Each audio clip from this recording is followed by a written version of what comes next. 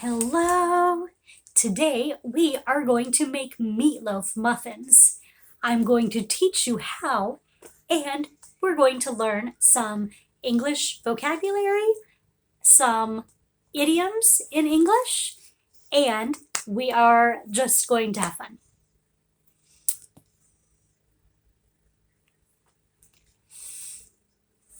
And we are going to learn some new vocabulary, and we're going to learn some new vocabulary and some new idioms and expressions. So let's get started. But first, don't forget to like this video and subscribe to this channel.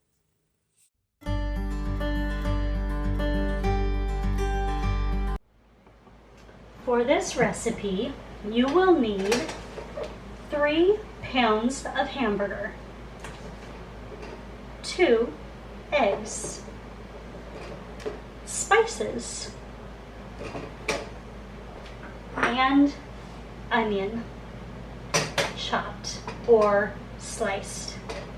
So first, you will slice the onions.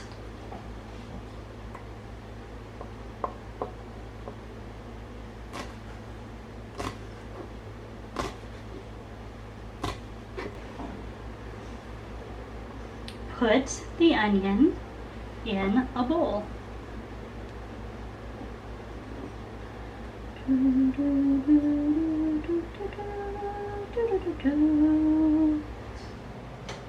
We put the hamburger in the bowl.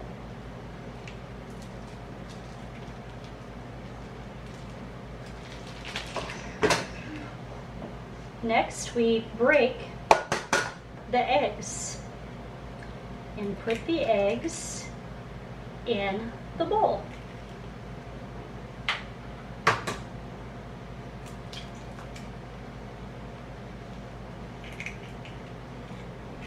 Now we put the onion in the bowl.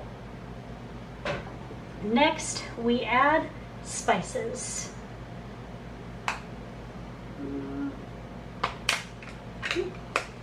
First, I have to open the Cajun seasoning.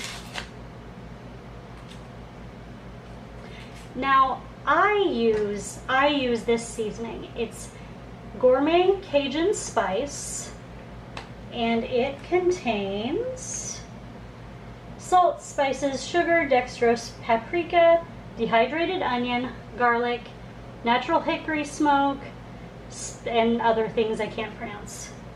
But you can use something different. I like Cajun seasoning, and I put a lot of Cajun seasoning in my meatloaf.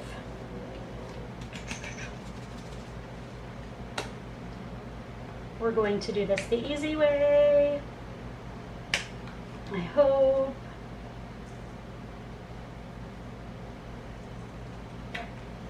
Now, I also add extra garlic powder, or you can use fresh garlic. Now, we mix the ingredients with our hands. So make sure you wash your hands first. It's very cold and it's pretty disgusting, but it's part of this process. If you want good meatloaf, you have to use your hands to mix the ingredients. We'll move it here where we can do this a little easier. And you mash it with your hands until it's all mixed really well.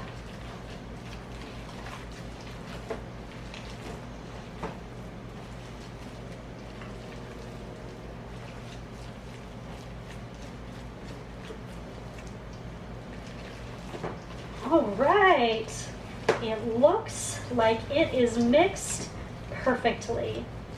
Great. Now we wash our hands again. Next we need 2 pans for muffins. And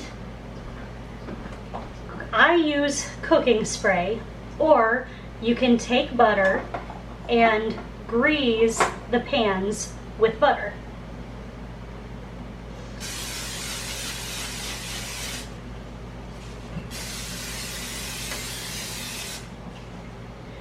Now we put the meat in the pan.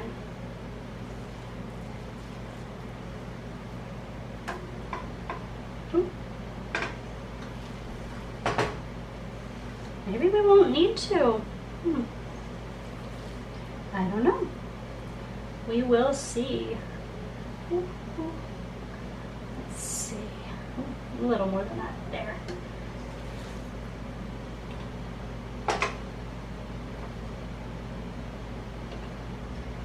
They don't have to be perfect. We don't want them too full. We don't want them too empty. Somewhere in the middle is good. Okay, this part is done. For the next step, I use cheese, shredded cheese, mild cheddar, but you can use any kind. We put cheese on the top of each muffin. I like a lot of cheese. You can also put bacon on the top, or you could put mushrooms in the meat. You can use different spices. Maybe you don't like Cajun. You can use minced onion instead of regular onion. If you drop some cheese, I suggest you eat it. That one needs a little more. All right, and now we bake these for 30 minutes. Now you know how to make the meatloaf muffins. Let's talk about some of the vocabulary that we learned in this lesson. First, let's talk about the verb grease. So grease is the oil that comes off of a meat. It's a noun.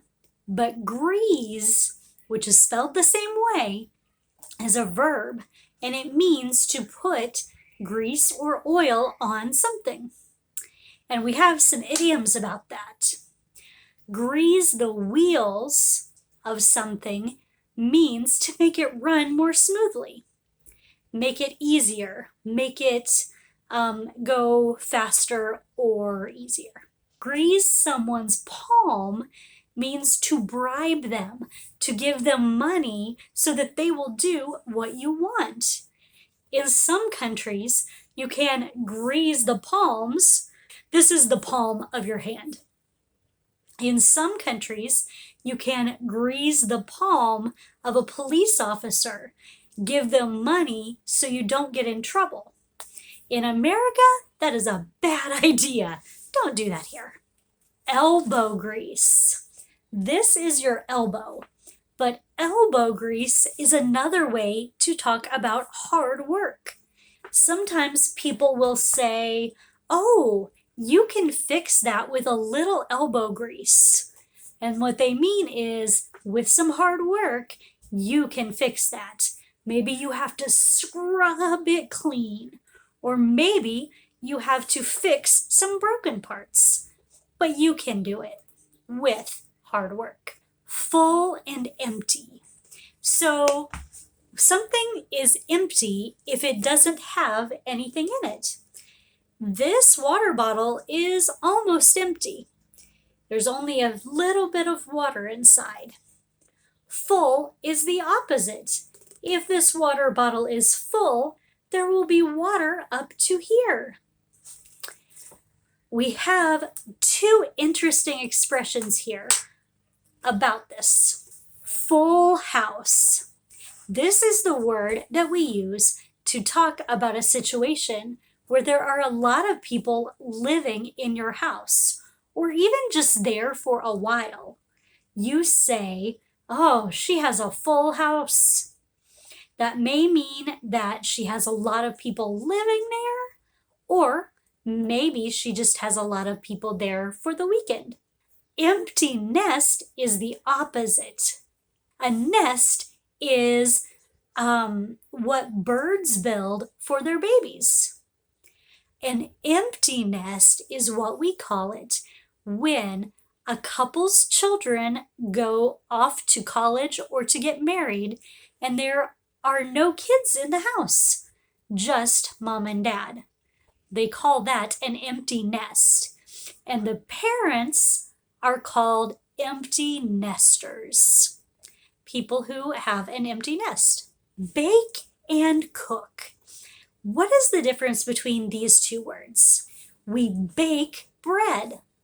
We bake cookies.